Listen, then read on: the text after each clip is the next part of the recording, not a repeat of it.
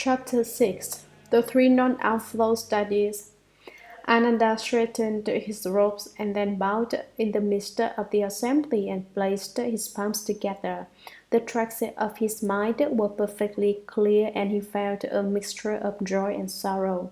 His intent was to benefit beings in the future as he made obeisance and said to the Buddha, "Greatly compassionate world honored one, I have already awakened and attained his Dharma door, this Dharma door for becoming a Buddha, and I can cultivate it without the slightest doubt.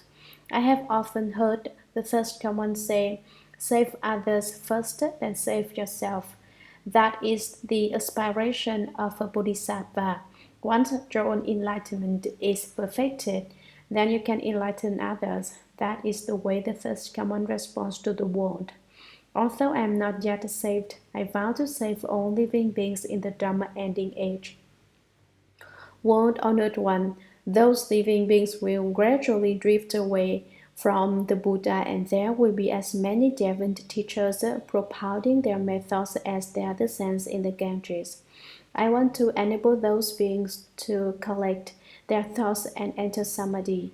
How can I cause them to reside peacefully in a bodhimanda, far from the exploits of demons, and be irreversible in their resolve for bodhi?"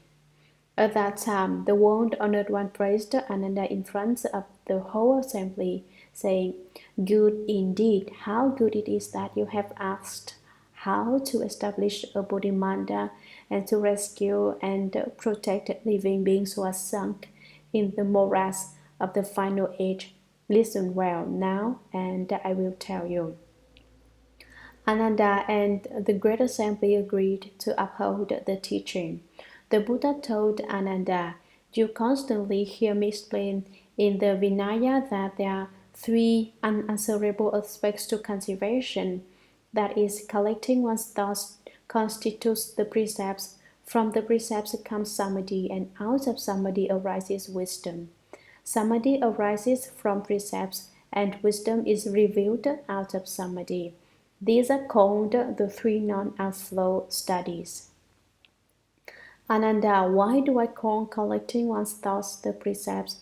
If living beings in the six paths of any mundane world had no thoughts of lust, they would not have to follow a continuous succession of births and deaths. Your basic purpose in cultivating is to transcend the wearisome defilements. But if you don't renounce your lustful thoughts, you will not be able to get out of the dust. Even though one may have some wisdom and the manifestation of churn samadhi, one is certain to enter demonic paths if one does not cut off lust.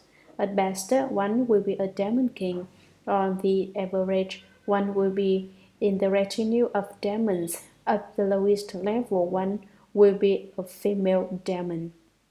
These demons have their groups of disciples. Each says of himself that he has accomplished the unsurpassed way.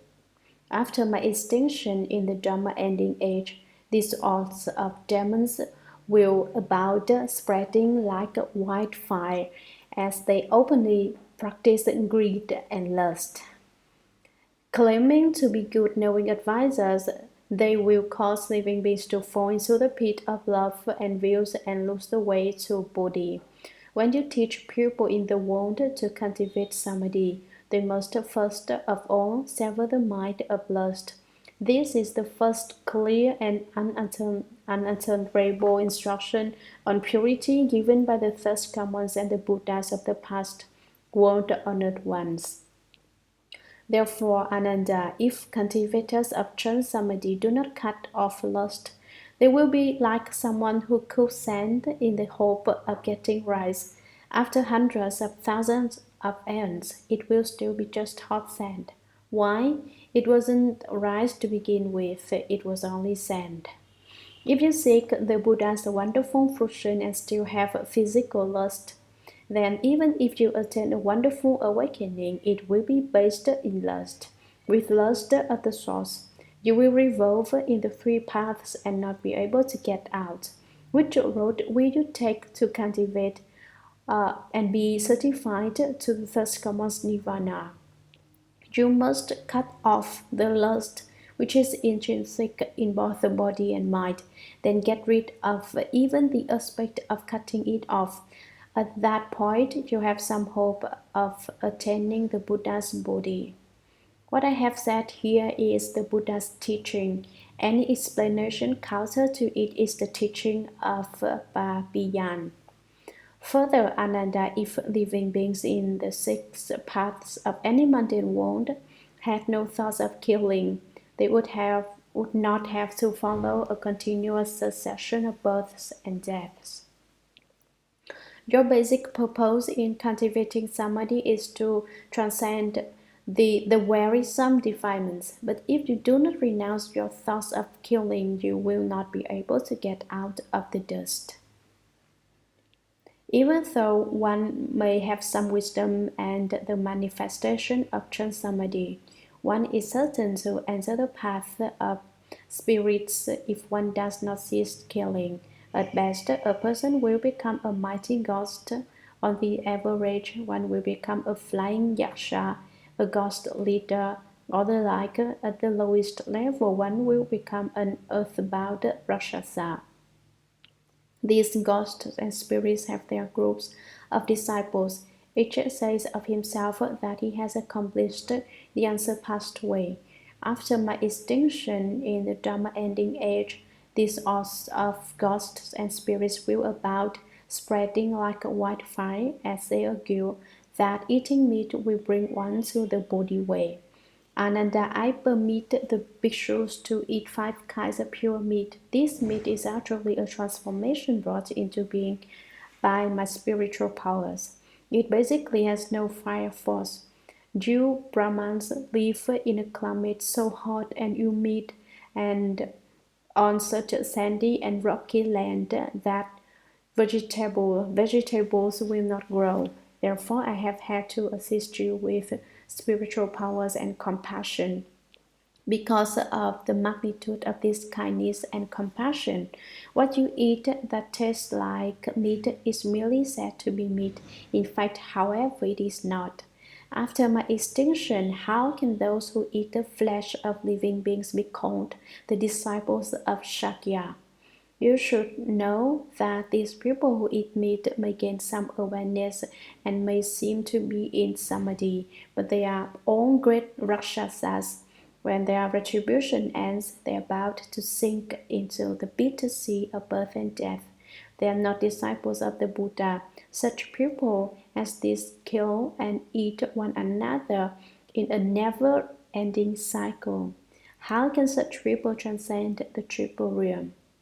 When you teach people in the world to cultivate samadhi, they must also cut off killing. This is a second clear and unanswerable instruction of purity given by the first come ones and the Buddhas of the past, world honored ones. Therefore, Ananda, if cultivators of true samadhi do not cut off killing, they are like one who stops up his ears and calls out in a loud voice, expecting no one to hear him. It is to wish to hide what is completely evident. Bodhisattvas and bhikshus who practice purity will not even step on grass in the pathway, even less will they pull it up with their hand. How can one with great compassion pick up the flesh or blood of living beings and proceed to eat his fill? Bhikshus who do not wear silk, leather boots, furs, or down from this country or consume milk, cream, or butter can truly transcend this world. When they have paid back their past debts, they will not have to re-enter the triple realm. Why? It is because when one wears something taken from a living creature, one creates conditions with it, just as when people eat the 100 grains, their feet cannot leave the earth. Both physically and mentally, one must avoid the bodies and the byproducts of living beings by neither wearing them nor eating them. I say that such people have true liberation. What I have said here is the Buddha's teaching. Any explanation counter to it is the teaching of Babiyan. Further, Ananda, if living beings in the six paths of any mundane world had no thoughts of stealing, they would not have to follow a continuous succession of births and deaths. Your basic purpose in cultivating samadhi is to transcend the wearisome defilements. But if you do not renounce your thoughts of stealing, you will not be able to get out of the dust. Even though one may have some wisdom and the manifestation of true samadhi, one is certain to enter a devious path if one does not cease stealing. At best, one will be an apparition. On the average, one will become a phantom. At the lowest level, one will be a devious person who is possessed by a male ghost. These deviants also they have their groups of disciples. Each says of himself that he has accomplished the unsurpassed way. After my extinction in the Dharma ending age, these phantoms and apparitions will abound, spreading like wildfire as they surreptitiously cheat others. Calling themselves good knowing advisors, they will each say that they have attained the superhuman dharmas, enticing and deceiving the ignorant or frightening them out of their wits. They disrupt and lay waste to households wherever they go. I teach the bhikshus to beg for their food in an assigned place in order to help them renounce greed and accomplish the Bodhi way. The bhikshus do not prepare their own food so that at the end of this life of transitory existence in the triple realm they can show themselves to be once returners who go and do not come back. How can thieves put on my robes and sell the first come one, saying that all manner of karma one creates is just the Buddha drama? They slander those who have left the home life and regard the bhikshus who have taken complete precepts as belonging to the path of the small vehicle. Because of such doubts and misjudgments, limitless living beings fall into the unintermittent hell.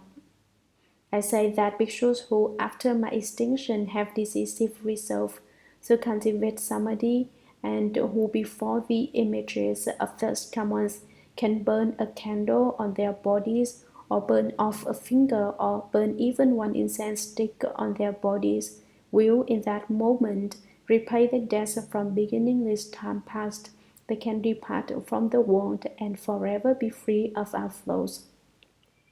Though they may not have instantly understood the unsurpassed enlightenment, they will already have firmly set their mind on it. If one does not practice any of these token renunciations of the body on the causal level, then even if one realizes the unconditioned, one will still have to come back as a person to repay one's past debts, exactly as I had to undergo the retribution of having to eat the grain meant for horses. When you teach people in the world to cultivate samadhi, they must also cease stealing. This is a third clear and unanswerable instruction of purity given by the first come one and the Buddhas of the past world honored ones. Therefore, Ananda, if cultivators of true samadhi do not cease stealing, they are like someone who pours water into a leaking cup and hopes to fill it. He may continue for as many aeons as there find most of dust, but it still will not be full in the end. If bhikshus do not store away anything but their robes and bowls, if they give what is left over from their food offerings to hungry living beings, if they put their palms together and make obeisance to the entire great assembly, if when people scold them they can treat it as a praise, if they can sacrifice their very bodies and minds, giving their flesh, bones, and blood to living creatures, and if they do not repeat the non-ultimate teachings of the first come one as though they were their own explanations, representing them to those who have just begun to study. Then the Buddha gives them his seal as having attained true samadhi. What I have said here is the Buddha's teaching. Any explanation counter to it is the teaching of Papiyan. Ananda, though living beings in the six paths of any mundane world may not kill, steal, or lust, either physically or mentally, these three aspects of their conduct thus being perfect, yet if they tell lies, the samadhi they attain will not be pure. They will become demons of love and views and will lose the seed of the first come one. They say that they have attained what they have not attained, and that they have been certified when they have not been certified. Perhaps they seek to be foremost in the world, the most venerated and superior person. So their audiences, they say that they have attained the fruition of a Sotapanna, the fruition of a Shakridagamin, the fruition of an Anagamin, the fruition of Arhatship, the practical Buddha vehicle, or the various levels of Bodhisattvahood, up to and including the 10 grounds, in order to be revered by others, and because they are greedy for offerings. These Ichantikas destroy the seeds of Buddhahood just as surely as a tala tree is destroyed if it is chopped down. The Buddha predicts that such pupils sever their gurus forever and lose their knowledge and vision. Immersed in the sea of the three sufferings, they cannot attain samadhi. I command the Bodhisattvas and Arhats to appear after my extinction in response bodies in the Dharma ending age and to take various forms in order to rescue those in the cycle of rebirth. They should either become Shramanas, white-robed lay pupil, kings, ministers, or officials, virgin youths or maidens, and so forth, even prostitutes, widows, profligates, thieves, butchers, or dealers in contraband, doing the same things as these kinds of people while they praise the Buddha vehicle and cause them to enter samadhi in body and mind. But they should never say of themselves, I am truly a Bodhisattva, or I am truly an Arhat, or let the Buddha's secret cause leak out by speaking casually to those who have not yet studied.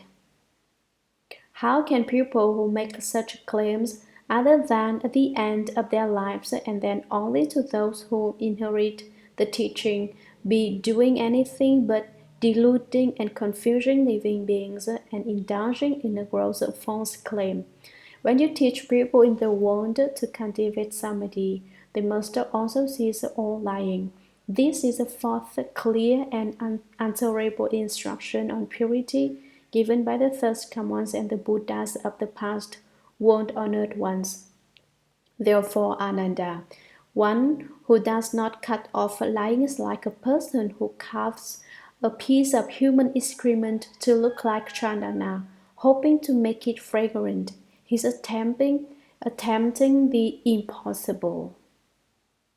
I teach the bhikshus that the straight mind is the bodhimanda and that they should practice the four awesome deportments in all their activities. Since they should be devoid of all falseness, how can they claim to have themselves attained the dharmas of a superior person? That would be like a poor person falsely calling himself an emperor, for that he would be taken and executed. Much less should one attempt to usurp the title of Dharma King. When the cause ground is not true, the effects will be distorted. One who seeks the Buddha's body in this way is like a person who tries to bite his own navel. Who could possibly succeed? If bhikshus' minds are as straight as lute strings, true and real in everything they do, then they can enter samadhi and never be involved in the deeds of demons. I certify that such people will accomplish the Bodhisattva's unsurpassed knowledge and enlightenment. What I have said here is the Buddha's teaching, Any explanation counter to it is the teaching of Papiyan. Ananda, you asked about collecting one's thoughts. I have now begun to explain the wonderful method of cultivating for entrance to Samadhi.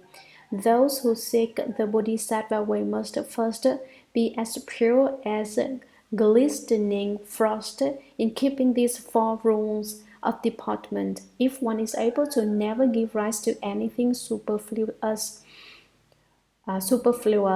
then the three evils of the mind and the four of the mouth will have no cause to come forth. Ananda, if one does not neglect these four matters, and further, if one does not pursue forms, fragrances, tastes, or objects of touch, then how can any demonic deeds arise?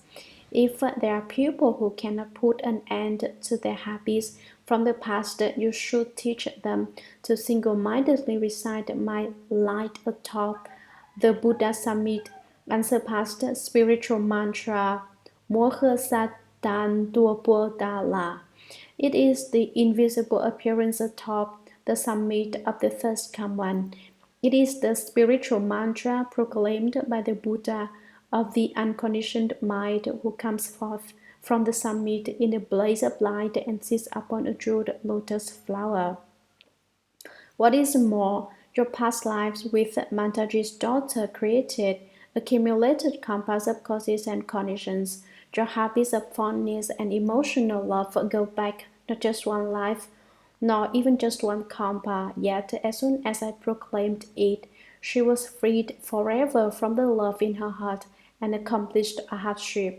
Thus prostitute, who had no intention of cultivating, was imperceptibly aided by that spiritual power and was strictly certified to the position beyond learning. Then what about you, South hearers in the assembly who seek the most supreme vehicle and are resolved to accomplish Buddhahood? For you it should be as easy as tossing dust into a favorable wind. What then is the problem? These in the final age who wish to sit in a Bodhimanda must first hold the pure precepts of a bhikshu. To do so, they must find as their teacher a foremost Shramana who is pure in the precepts. If they do not encounter a member of the Sangha who is truly pure, then it is absolutely certain that their deportment in precepts and rules cannot be accomplished. After accomplishing the precepts, they should put on fresh, clean clothes, light incense in a place where they are alone, and recite the spiritual mantra spoken by the Buddha of the mind 108 times. After that, they should secure the boundaries and establish the Bodhimanda.